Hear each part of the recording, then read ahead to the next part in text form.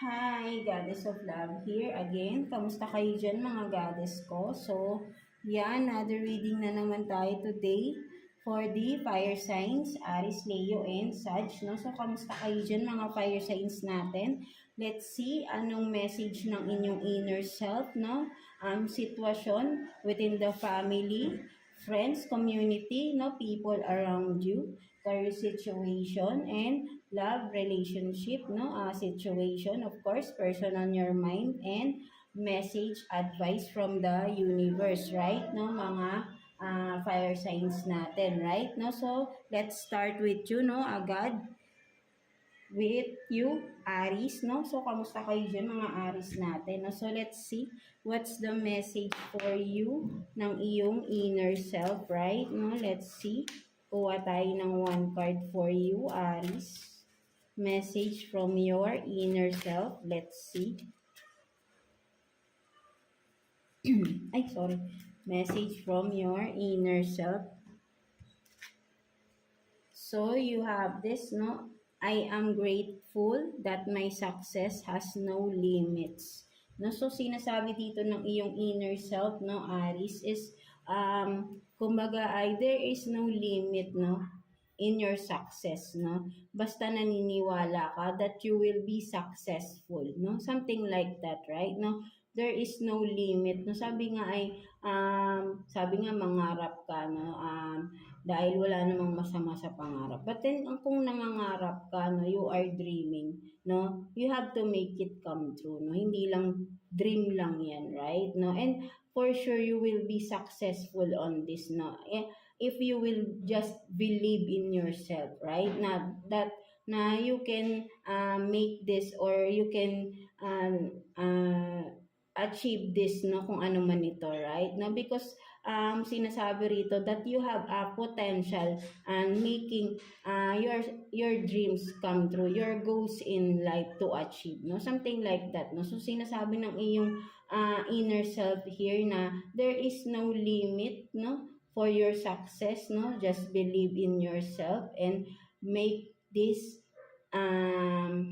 into reality, no, something like that, no, kung ano man itong gusto mong ma-achieve sa buhay mo, right, no, only you can do this, right, no, syempre ikaw lang at mag-agawa mo yan for sure, no, just have the motivation in life, no, something like that, no, mga Aries natin, right, no, so there is no limit, no, and you are openly sabihin natin na sinasabi ng iyong inner self na ginaguide ka niya towards this, no, something like that, right, no. For some of you, you are slowly achieving success in your life, right, no. May mga changes na nangyayari sa buhay mo, and that's being your sabi natin stepping stone, no, something like that towards that goal na gustong-gusto mo, no, something like that, right, no. So don't limit yourself into this, no, something like that, mga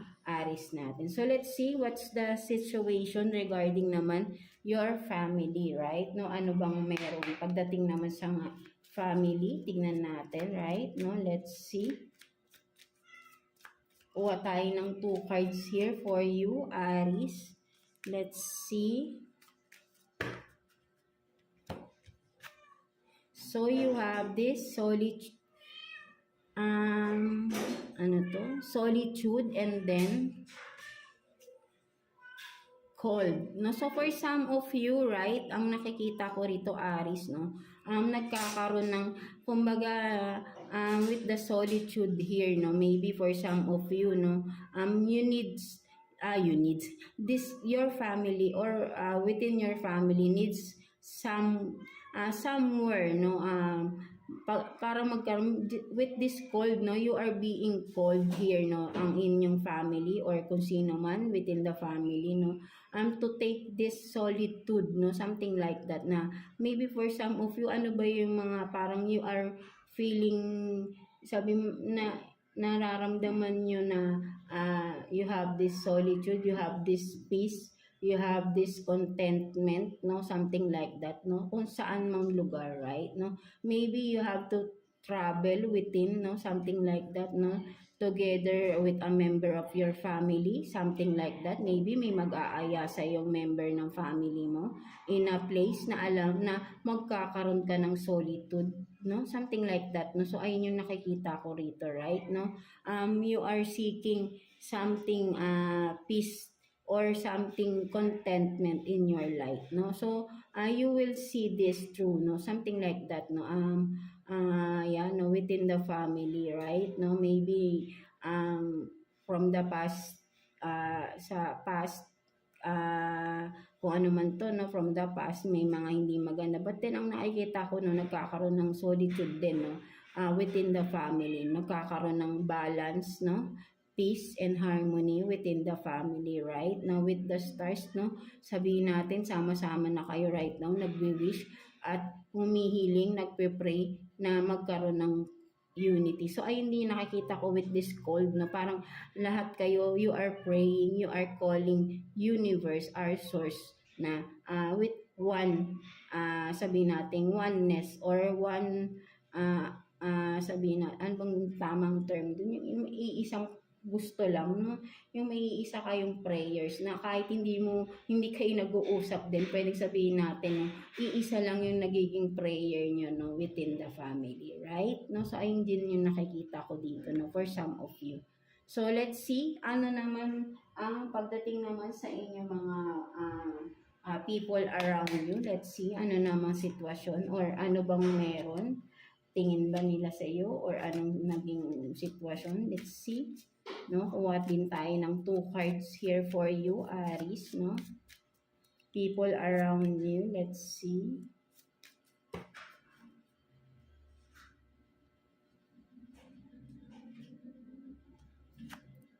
So you have this listening to wisdom and then healing waters, no. So for some of you, no, Aries, ang nakikita ko rito, right, no, there is someone around you, no, something na you have to listen, no, something merong ditong kumbaga may gustong tumulong or may tumutulong sa iyo dito, no, mga Aries, no, na mag-heal ka from something, no, with the healing waters here, no, may tumutulong sa iyo, no, with this, no, may binubulong, no, may nagtuturo or may nagsasabi na words of wisdom to you, no, na you have to listen with this person, no. So sinasabi rito, right, no, because from these wisdoms na naririnig or sinasabi sa iyo ng isang person, no, something like that, na it will lead you to heal yourself, no, something like that, no. So ayun yung sinasabi, no,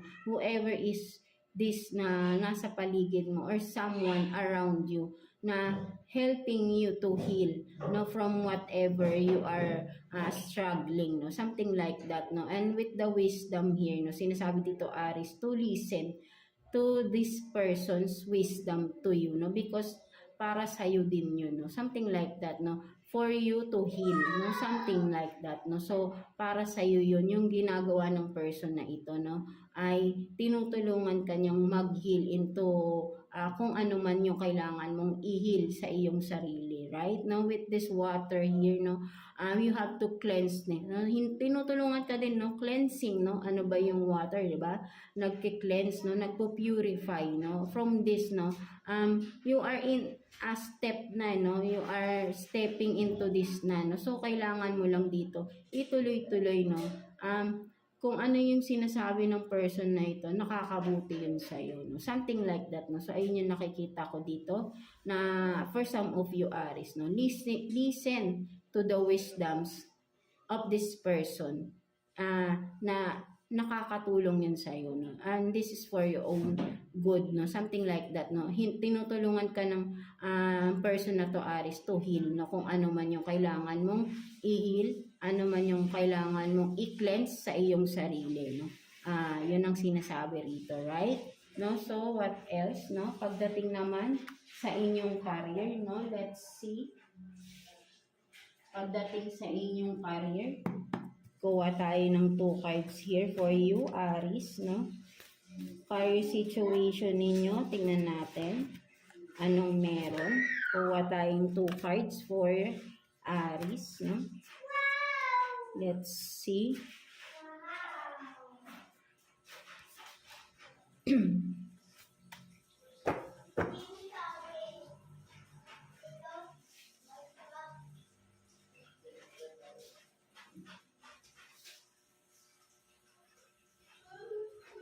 So, yan, no?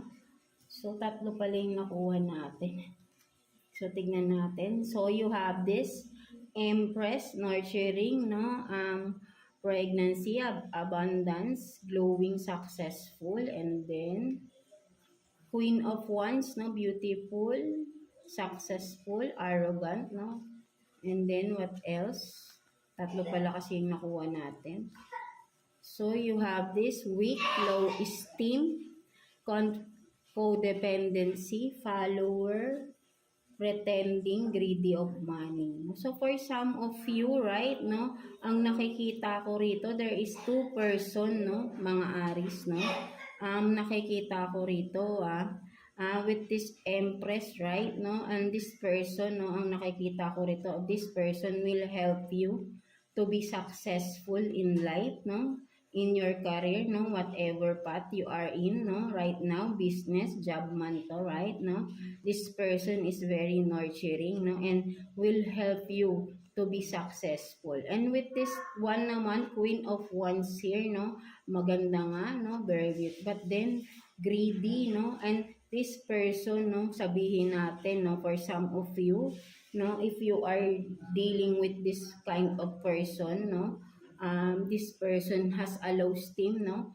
at nagpe-pretend lang to, no, greedy of money din, no, sex-based relationship, no, for some of you, uubusin niya kung anong meron ka, no, kung regarding your finances, right, because this person is greedy, right, no, so you have, maybe for some of you, there is a 2 person you are dealing with, right, no, one is nurturing and one is, sabihin nating draining you, draining your financially, no, something like that, no, so be careful, no, dealing with a person like this, right, no, for some of you na nakakaapekto sa iyong career, sa iyong finances, no, for some of you, no, mga Aries natin, right, no, don't be deceived by looks, right, no, ginagamit ka lang or gagamitin ka lang for some of you, right, no,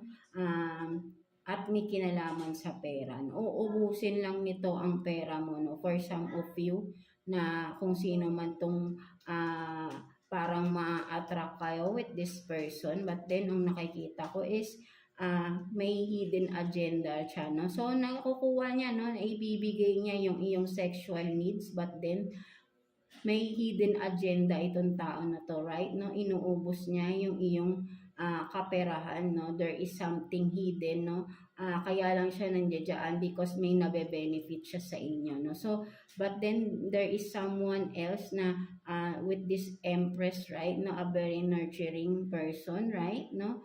And this person, no, will help you to be successful, no? So, either way, no, kung saan ka rito, no, kung sino man nakaka-resonate, right, no, if you are this, no, if you have 2 persons in your life right now, no, one of them are just using you for the money and one is the one na nakakatulong sa'yo financially to be successful also, right, no, so yeah, no, so sabi ko nga, don't be deceived by looks and wag mong hayaan na yung needs mo ay hindi yun kailangan, ito kung ito man lang yung kailangan mo with this person, no, at but then pabuhayin mo naman yung uubusin nito, no, kung may pangangailangan ka sexually, right, no, but then ang nauubos yung kaperahan mo, no, your future self, right, no, so be wise, no, kaya siguro tatlo yung lumabas, right, no, for you to understand the situation, no, for some of you, right, no, so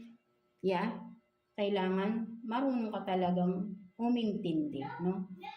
Something like that, right? No? So, let's see, no? What's the your self-care advice for this coming week, no? Mga Aries natin. Let's see. Kuha tayo ng one card here for you. Self-care advice. Let's see. So, you have this connect with fire, no? So, literally fire, no? Maybe for some of you, you are fiery right now, no? Very fiery, no? Kumbaga, napakalaki ng potential, napaka-hot, no? Something like that na, with this, no? Marami kayong pwedeng ma-achieve right now, no? Because sabi, parang ang moon na yata, or ano ba, something ang moon ay connected with Aries right now. So, this is your season rin, no? Parang sabi natin, even though it's Libra, no? Or, yeah, but then, it's also your season too, no? Mga Aries natin. Correct me if I'm wrong, right? No? So, but I see here, no? With this fire, right? No? It helps you to enhance what is hidden within you, no? Something like that. With the fire, there is something you have to discover pa within yourself, right? No, at kailangan mong intindihin mabuti whatever it is. So do some meditation, relaxation, concentration with this. No, there is something na alam mo na makakatulong pa sa iyo, no? Something like that, right? No, so let's see naman, no, person on your mind, situation, person on your mind, no? Let's see. Kuha tayo ng 2 cards here for you, Aries, no? Person on your mind. Tingnan natin.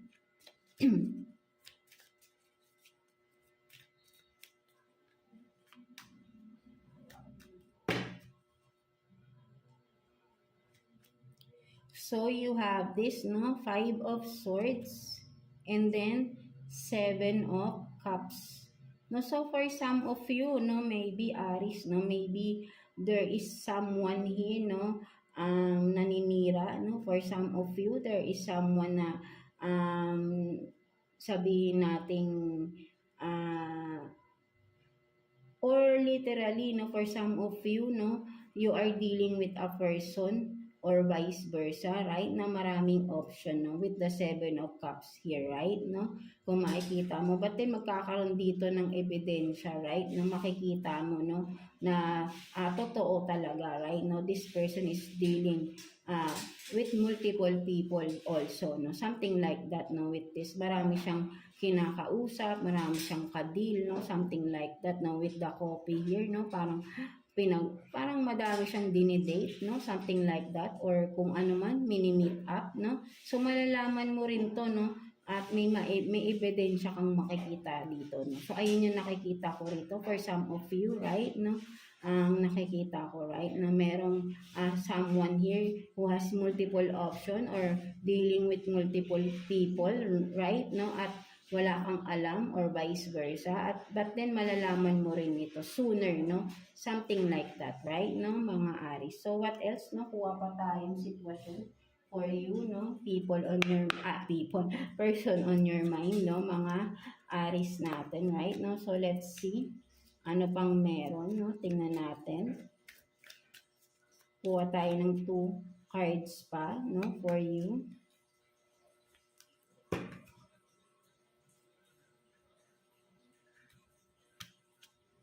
So you have this, no, tomorrow is another day, and then you are good enough as you are right now. No, so yeah, no, sinasabi rito, right? No, don't lose hope, right? No, kung ano man yung hindi mo na-achieve today, there is still tomorrow. And from that, no, wag mong isipin na may kulang sa'yo because you are good enough, no, as you are, no, something like that, no. Maybe there is just lacking, no, something lacking. That's why may hindi ka magawa-gawa, no, something like that. Or may mga kailangan ka pang baguhin sa sarili mo. But then, overall, you are enough, no, something like that, no. Maybe this is just not the right sabi nating timing for that, no? Maybe tomorrow is the right time, no? Something like that. But then, don't lose.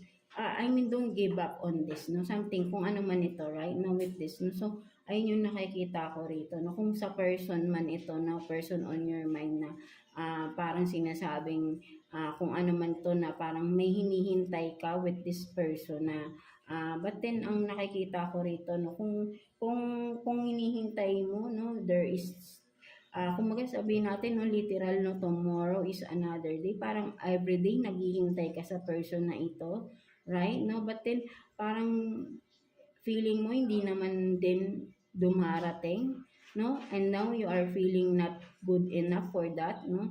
So, but then sinasabi rin dito that you are good enough, no? So, hayaan mo, no?